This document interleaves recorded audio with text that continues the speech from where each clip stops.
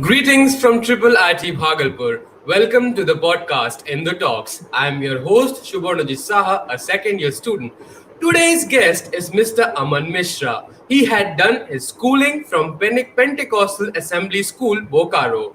He was the former member of the Gymkhana Council as the General Secretary of Technical Board. Under his leadership, he has organized an internal hackathon. He has worked on several projects such as heart sound recording classification using machine learning and Omnibot using Arduino. Currently, he is placed in TCS with a 9 lakhs per annum package. Welcome to the podcast, sir. We are very excited to have you today. Thank you, Sub. So, thank you for having me here, and I feel very great to be in this show. Yes, sir, absolutely. We are glad to have you today. And also, we will be hosting a live Q&A session. So leave your questions down in the live chat. We will be coming back to these questions one by one towards the end of the podcast. So talking about your schooling and your regular, JEE preparation days. So can you tell us something about how did you go through these preparation and what was your schooling was in general? Okay, so first of all, my school, the Pentecostal Assembly School of Bokaro, was quite unique. It had a scheme of rewarding students on the basis of their performance. Now, when I say this reward, uh, this was not a kind of scholarship or something. Instead, if you get 10 CGPA in Standard 10 board results, then you would get a free trip to Singapore for 4 days, and Wow. all the travel, stay, and foods, all of them were taken care by the school. And a similar scheme for Standard 12 as well, where you would be going to Bangkok if you scored 95 and above. Uh, Now, who would not like to uh, rewarded with such trips? And I know don't I miss the would catch because, that uh, yeah. and and don't miss that you would get a chance to go on these trips with your friends who also got 10 CGPAs or 95 percentages. So like this, I did my best and went to Singapore after Standard 10 with 22 others. And when I came to Standard 11, I did not want to miss this chance for the reward of Standard 12 as much as I wanted to get into one of the best IITs, NITs, or triple ITs, and that too with CSE stream. And you all must be knowing how the preparation for boards and JEE are quite different. So Yes, naturally, it was quite challenging for me as well. So I came up with a resolve that I can join coaching classes for JEE in the evening and attend all the classes of the school in the morning. And I had one good habit of making strict notes on what the teachers taught, and every e- and I note even the minute details of the concepts which they would just say and not explain on the board. So I had this habit of making notes with blue, black, and red pens every time, and this habit of mine was also carried into my college life. So I was one of those people from whom others would ask for notes. And since I made all these notes sincerely all by myself, so before the time of exams, I just had to flip the pages of my notes to refresh my memories. And here are my good grades up until now. Okay. Yeah, I mean, it is a very good habit to use the colored pens because you don't get a feeling of monotony. I mean, if you just see one color, particular, for example, blue or black, you feel like what is like your eyes feel dreary. But if you have these Yes, yes, colorful red, blue, exactly. green, you feel like studying. You feel the interest that you want to study from these notes. I get that. I used to do that sometimes, but somewhere or the other, I lost that habit all along the way. But anyway, moving on, sir, I wanted to ask something like, for example, what would you like to have? Like, we would like very much have you like say a few words to our freshers, the newest batch of our college. Okay, so one most important thing which I can tell you is in this time of pandemic, if it isn't resolved until your placement, then very less companies are recruiting, and this situation is only worsening, and we don't know till when this will continue. As you all can see that only the IT sector is booming with opportunities due to this work from home feature. So everyone could start with enhancing some coding or developmental skills. And I'm not saying that the core subjects of your stream is not important or the core companies may not come, but they will come. But it's hard at the moment, even for IITs to call such companies. And as for the IT sector, you are never late to this field. And gaining an extra skill for it is not that hard. You know, you all have plenty of time before your placements start. If you are not clear with what skills you have, try each one of them and do it with your friends, and I'm sure one or the other thing might catch your attention. If you find such stick if you find such skills of yours, then stick to it and dig deep into it and become its master. The other thing which I can also tell is take notes, ask doubts from faculties, from seniors if you do not understand some concepts, because those who understand the concepts remember it for long term, and revision for them is way too easy when comparing with those who just mug up questions. And Yes. one last thing which I can tell is anyone who wants to keep improving themselves can do is have some friendly competitions and self competitions. So compete with your friends for better marks, and also try to do better with better than what you performed last time. Work harder each time, and this way both you and your friends will improve your grades in the upcoming years. Yes, so, I mean that's a very good advice, sir. I mean the friendly competition with our like classmates, and we Mhm. always have to see to it that we are constantly improving upon our previous performances as well. So I think that is a very good concept and a very good approach towards improving your own skills and developing your own, you know, whatever you have around you. Okay. I mean, that is a very good advice. Thank you. I hope the juniors and even from my own batchmates are listening and they get these points of views. So, sir, next we will be asking, sir, we know that you were the general secretary of the technical board. So, how was your experience being the GS technical, sir? Yes, yes. This one was a whole roller coaster ride for me, since there were no seniors who were there to guide me or from whom I could have taken experience by seeing them working as the same.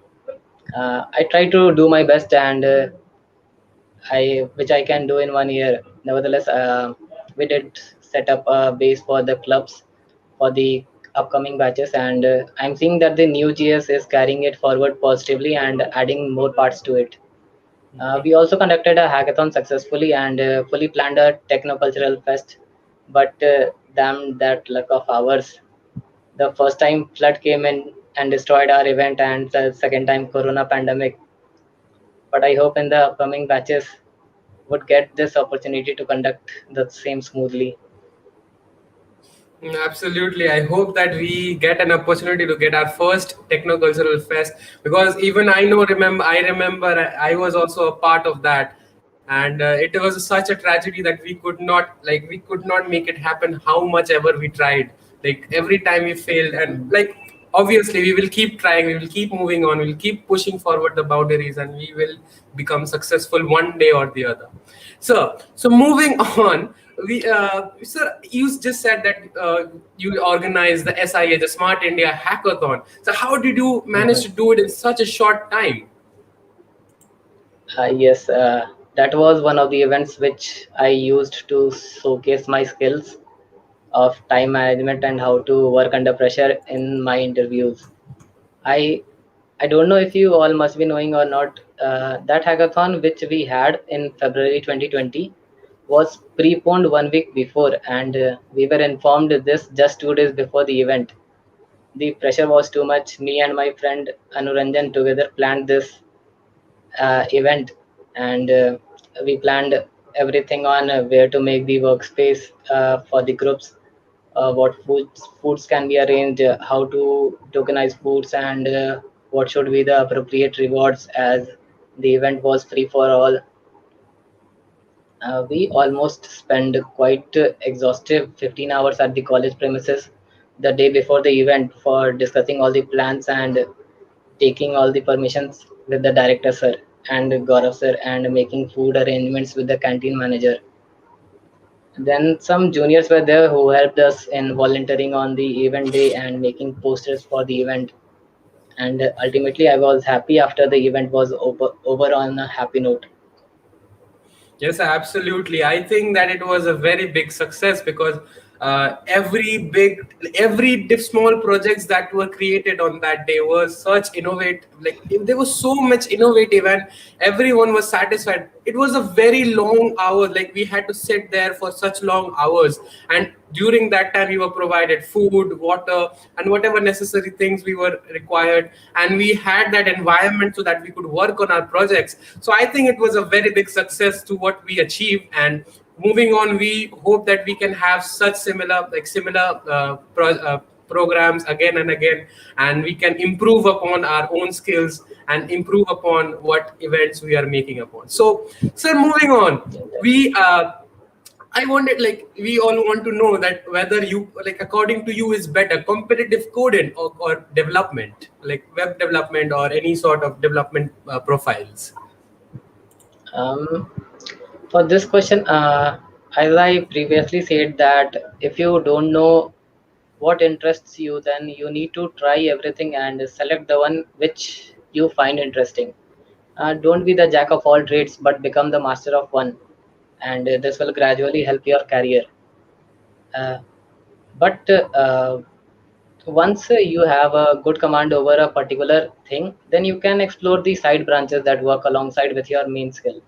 For example, if you know how to fully develop the front end of a dynamic website, then you can explore on how the backend works and eventually try to integrate it yourself to finally become a full stack developer. And as for the second part, the competitive coding, if you are not into development but you are good with problem solving skills and just want a basic software developer profile, then you must have good coding skills. By good coding skills, I mean you must know how to optimize your codes starting from the brute force approach. Every interviewer wants to see your skill of how you can optimize a code. Then then only they can then only you can optimize a real-time working software code once you get into their company. Absolutely. So that's a very good piece of advice. I think that is was a very good answer as well. I mean, I think most of the people who have these questions pondering upon themselves must have got their answers from Sir.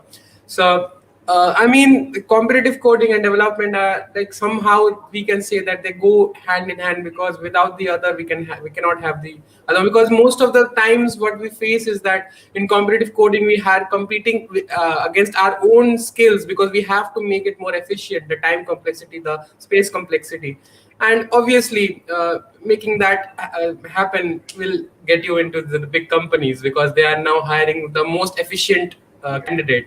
So obviously Very this true. Yeah. So, sir, moving on, sir, we're talking about when it comes to a good resume, sir. We always think about what to put and what not to put in a good resume. So we were Mhm. always confused. So what to do and what not to do and what to avoid when it comes to a resume. So can you give some pointers on that regard? Yes, definitely. A good resume is a clean resume. Fill up less but effective details about yourself, which would help the company to select only you. Keep a dynamic resume when you are required to send it to a company. It should only display those skills which are required by the company. For example, if you are sending the resume for a web developer profile, don't mention in it that you know how to work with Arduino and build a robot. Yes, sir. And yeah, I mean, you have worked on many different projects, and sir, like even without that, sir, I will be coming to those projects, sir. Before that, what according to you is in like ideal time for an internship or pursuing an internship? By the way, I mean because this comes to the minds of many students who are thinking to go for an internship, but they don't seem to find when should they like put some effort into it and when should they go into it, and ultimately they are very confused. Okay, so the best time for any internship is anytime between second year to fourth year. An industrial internship requires a developer profile. So if you are good with developer skills, then you can contact many company recruiters on LinkedIn, or maybe you can pursue any academic internship and contact any professors from different colleges. If you I can say that if you want higher studies, if you want to go for higher studies, then definitely you must do at least one academic internship and work on at least one research paper with any faculty members. Yes, sir, absolutely, sir. I think that is a very good answer according to you. So, like, I would say that you should pursue like whatever according to you should get some research into it. You should see what the your requirements are, and according to that, you should pursue it. Sir, so talking about projects and internships. So, what according to you should matter more, projects or internships? Um, According to me, your first goal should be finding an industrial internship if you want to go for a direct placements after BTech, or an academic internship and publish research papers, as I said, with faculties if you want to go for higher studies. But don't worry if you have failed to get either of them till fourth year, as I also had none of them. But I made sure to compensate that part in my resume with some good projects. Yes, absolutely. Sir, when you like some of the projects that you had created, for example, the Omnibot using the Arduino or the thing, and we have seen that you have created so many different projects. So we are like very inspired by you. So, sir, then we're talking about like these projects and all that. How you prepared for these placements? Like how you like what are the things that you took the steps to prepare for the placements during the placement drive? Okay, to tell you the truth, I started serious preparation for placement only after I got rejected by the first company, NI, National Instruments, which visited us. Um, I think in the month of uh, October or August. Okay, never mind. Oh, so due to this mistake of mine, I faced a rejection from 5 to 6 companies as I started coding very late. I started working on my coding skills very late, and I knew that it was only me to blame for starting the preparation that late. But nevertheless, I was determined to given my all and finish each and every topics, and each and every topics asked by several MNCs. I gave a trial in every company that visited us and learned from my mistakes, only to do better next time. Yes, First, my absolutely. okay, so Yes, sir. Carry on. first.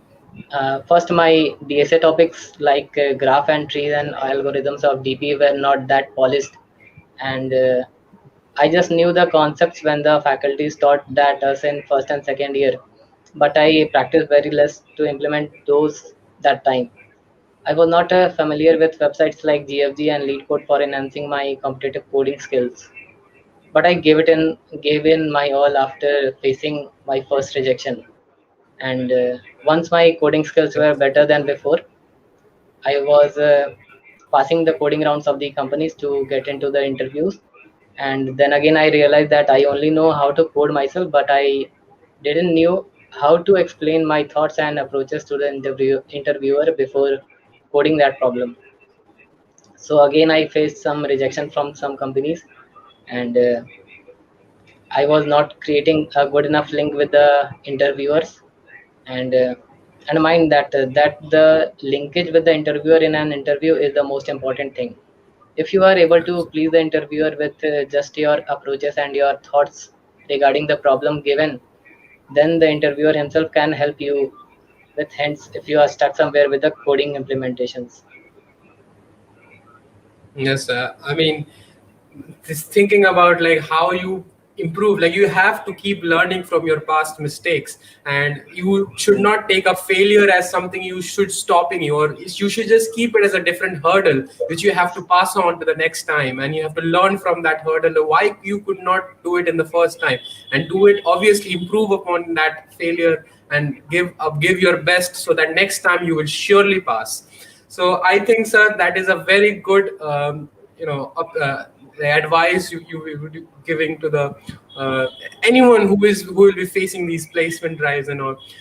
So talking about your own placement drive, so what was your experience with TCS when before you were placed in that company?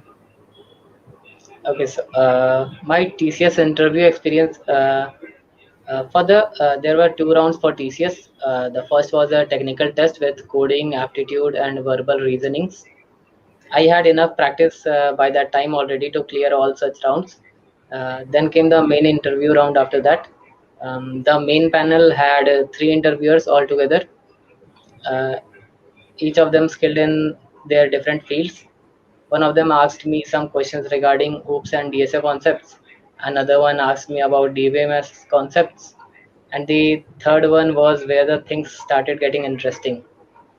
First of all, he asked me if I watched India versus Australia test match that happened the day before, and then he started asking me some real life problems like how can we invent something new which could help enhancing our modern day cricket rules and decisions, and why we use ping ball for day night test matches and all such things regarding cricket and all.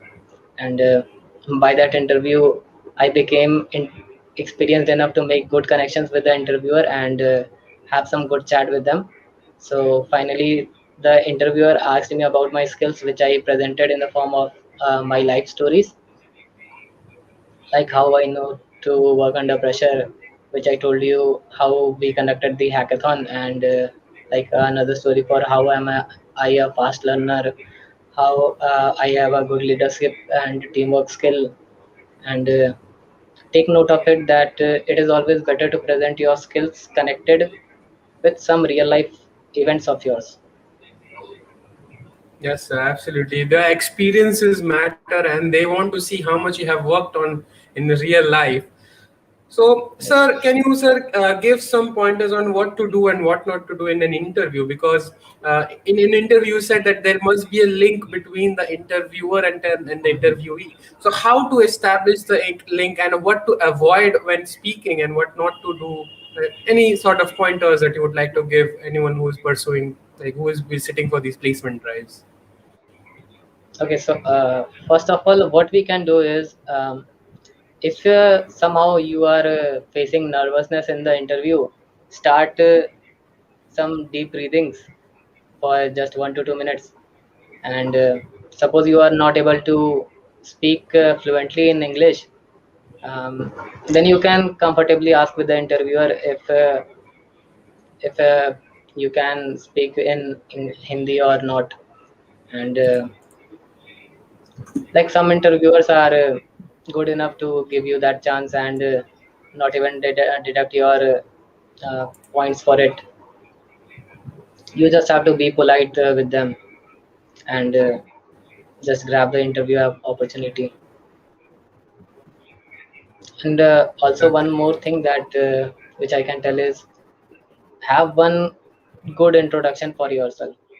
That part is very important. So, like a lot of people wonder also whether certificates matter when you are online training, or like when you're pursuing, for example, from Coursera or Udemy or anywhere you are pursuing your any sort of courses. So, how much do these certificate matter? Okay, so for certificates,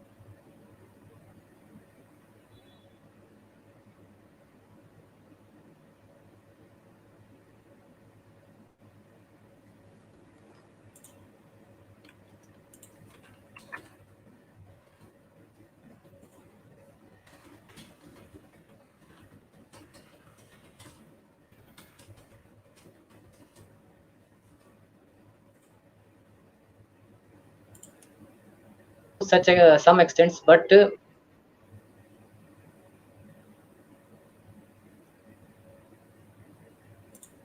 okay, so sorry for the trouble there. I think I got disconnected. Yes, sir. It's okay, sir. I mean, this is an online interview, and that's not a big issue. There's gonna be like All obviously right. technical problems are bound to happen. So it is. So we can you can continue on your answer. There's no issue. Okay, so where was I? Certificates, yes. So the certificates do matter to some extent, but the main thing which is important is your skills. If you are able to show your skills in your projects and have some good courses, then you will Right. definitely get the opportunity even if you don't have the certificates. Yes, sir, absolutely. And so, like, which coding language a person should choose? I mean, there are different coding languages. We should have more and more coding languages. But what should a student be going for as a beginner, or what should we be like pursue from one to one? Where when you're pursuing a particular coding language, what coding language should he focus on first?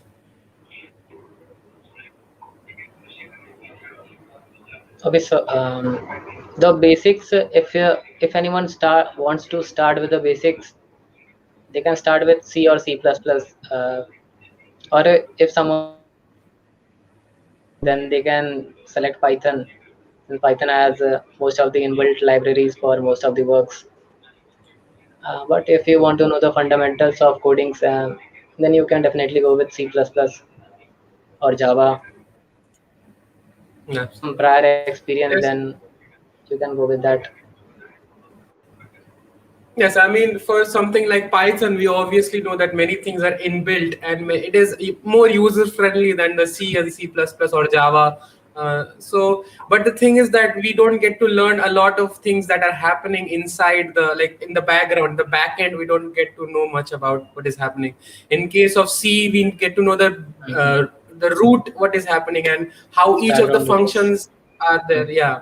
So I think for learning the concepts, I think that is a very good answer because the C and C++, what we are being taught, or even Java itself is a very good option instead of Python, because Python is obviously very much running now. It is very much useful as a tool, but for learning the fundamentals, I think Yes, yes. it is very good.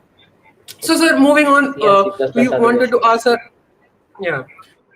So moving on, we would like to ask how we in the interviews also we are asked a lot of quantitative aptitude problems like this speed of train or something of the similar or some hydro like something practical, very tricky question. You have to think about it. They will test your IQ of that. So how do you approach those type of questions? So Okay, so basically all those aptitude questions are those questions which you must have faced while preparing for JE or sometime. I think There are some good sites like India Bix, where you can practice more aptitude based questions and reasoning based questions. And I think all you need is practice and practice if you are not good with aptitude, because that is the basic round which a company which is done by a company when you go for any recruitment. Yes, absolutely. I mean, they just check whether you are up to the mark with the quick thinking and whether you can just solve these questions. And I think the practice makes perfect, and there's a very good answer for that. And with this, we have come towards the end of the podcast, and we will be moving on to the Q&A session, the live Q&A session. So the Okay. audience can keep posting their comments down in the live chat, so we can be moving on to these questions one by one. So audience, don't forget to pin your questions. We'll be pinning them one by one. So 8 to 9 questions will be asked. So moving on to the first questions. We'll be having it on our screen right now. Sir Harsh Agarwal is asking, how much the internships value in these interviews? Does projects have similar value? I think if you had industrial internships and you are going for industrial placements, then definitely it is more valuable than your projects, because since you have got one industrial experience, you know how to work with SDLC, and you know how to coordinate with your teammates in the companies. So that is more beneficial if you manage to get an internship before your placement. Yes, absolutely. And so moving on to the next question, we have we have Ankit Kumar, who has asked, "Sir, share your experience of working as a software engineer at the TCS." Uh, well, what to say to this? It hasn't started yet. It will start after I get passed out, and maybe from July or August they will be uh, lending us our joining letters. Yes, sir. I mean, yeah, as a software engineer, I guess you have we, as you said, sir, you just more to be known in the future. But I guess that's what we have. We have to grow more and more over time, and we gain experiences over time. Okay, sir. So moving on to the next question. Yeah, wait, just there's a delay. Okay, so Harsh Agarwal has asked, was other co-curricular skills or position of leadership, in your case, the GS Technical Board, helps in these interviews? I will say it does help, as the position of responsibilities just tells the interviewer that you are a responsible person and you have some leadership skills. Then only you are able to achieve such a responsible positions. And I think you can use it to your advantage if you manage to get that. And about the Yes, I mean, co-curricular skills, co-curricular skills, they always. they are also I think it's good to have them, as it just tells the interviewer that you are an all-rounder and not just a geek. Yes, sir, absolutely. I mean, the co-curricular skills, they just test your whether you are experienced enough in many any field, like not just in the studies, not just whether you are sitting around in one place and studying. You're also moving around in the college, managing stuff, organizing events, or making any sort of projects, or organizing a team, leading teams like that. They test your skills with regards as well. I guess that is a very good skill to have, and the more co-curricular skill you have, the more chances you are of getting familiar with these things, because when you're in a job you will be learning a lot of new things. So yeah, moving on to the next question, we have Bhairavnath Bhardwaj. Sir, how much weightage do you give to the coding part and development part respectively? Uh, to this, I would like to say one thing: focus on one part at a time. Like you can focus on your coding skills uh, I think an year before your placement, and you can try the developmental parts and make projects in your second year or first year. You can start making some projects and finding your interest in such fields, but focus more on Yes, your I mean, coding absolutely. We have skills to. when you are near to Hmm. your placement Yes, sir. opportunities. Yes, absolutely. I mean, as much as we like, but we have to keep moving on, and we have to see whether we are proficient in this particular field, and we have to make ourselves learn it harder and harder, like go in deep into it. And as soon, obviously, coding is important. Like, right now, as a situation, as you only sir mentioned, that the situation is currently like that. Only the mostly the IT sector is only hiring, and the coding part becomes very much like even more than before. It becomes more relevant now at this point of time. So we have to focus on our coding at this part. So yeah, moving on to the next question. So we have Harsh Agarwal again, who has asked, is Java and Python preferred more over C++? Well, Okay. it is what I can tell is it is company dependent. Some companies still code in C++, some in Python, some in Java.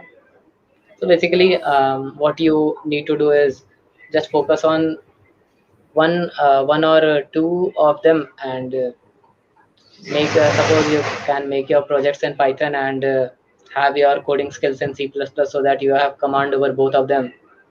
Like this is what I have done. I have my projects in Python, and I did my coding part in C++. So that is how, if suppose once an interviewer asked if what is your favorite coding language, so I told him C++. So he told me, what other coding languages do you know? So I told him I know a bit of Python. So he told me, now you will be now you need to code these problems in Python. So I would So say have more than one coding languages. yes, absolutely. They just wanted, like as you said, I think they just wanted to see whether they could see whether it is the like you said your favorite language is C++, plus plus, so they know that you will be proficient in that. They wanted to test your Mm. proficiency in the like the next coding language that you know Yes, other than exactly. C++. They just wanted to know how adaptable you are to other Yes, sir, languages. absolutely. So just remember that you have to be very adaptable, and you have to like you have to have a broad spectrum of things that you learn. And obviously, when it comes to languages, you need to the more you know, the better. So coming to the next question, we have Sai Sumant, who has asked, "Can you let us know about some of your projects?" Well, I had two main projects. One of which was a faculty staff leave management system, and one other thing was based on deep learning, the hard sound recordings classifications. And what more deep, which what I can tell you is um, both of them were interesting projects, and both of them had were not could not have been possible if I didn't have my teammates. Yes, sir, absolutely.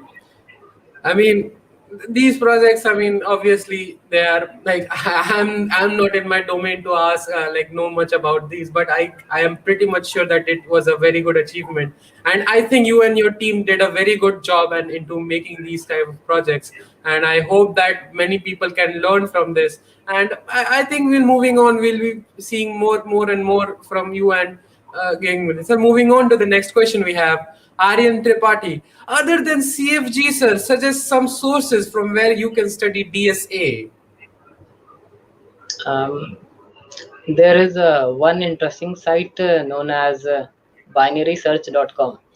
In there you can make rooms and code with your friends, like have some competitions in among yourselves. Like you can suppose one day you can plan with two or three of your friends, and decide that let's code graph. So You can have some time based competitions for suppose 1 hour or 2 hour, and you will get two to four questions in random questions from graphs. And then after solving those questions, you can discuss among yourselves and see each other's scores. That site has helped me somewhat in making my coding skills better.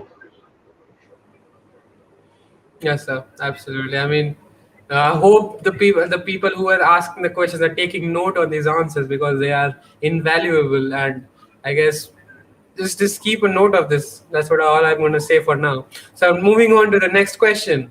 So we have Bhairav Nath Bhardwaj again. And so please mention some important and common topics from DSA which you find in coding round of placement in different company. Okay, so from DSA, you can see that many companies ask trees and arrays, and if you are forwarded to the next round, then the companies might also ask graph questions. And the other thing from the algorithm section is DP and greedy approaches. These are the apart from all the basics, these are some of the important topics which you must know if you want to excel in an interview.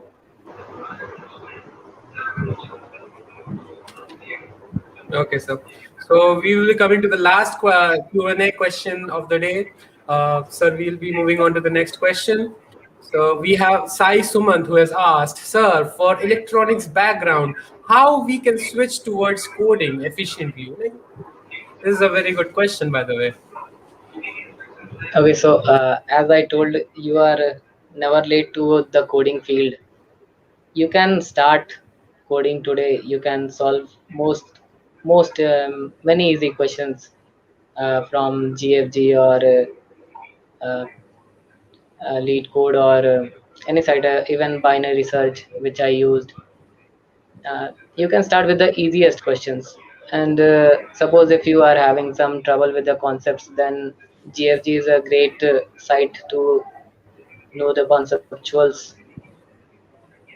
Many people use it even now, and even when they are in their jobs. GFG helps a lot. GFG, Stack Overflow, these are some of the common websites which everyone use. Coding is not a hard part. If you start coding today, I can say that in just 3 to 4 months you will be a good coder. If you just start coding at least 1 to 2 codes every day, learning new concepts every day. That is a very good insightful insight on your part. I mean, I guess that is what we can say is like efficient learning, and with the right kind of will put towards any work, we can get towards any sort of goal that we want to achieve. So, sir, with everyone who are listening, we have to announce that with this Q&A session, we have come towards the end of the podcast. Thank you very much. It is our privilege to have Mr. Aman. Yes, sir. It is our privilege to have Mr. Aman Mishra as our guest today. Thank you very much, sir, for joining us. And uh, I just hope that our viewers got their queries answered, and we will be hosting similar interviews going forward. So stay tuned, and until next time, it's your host Shubhanajit Saha signing off.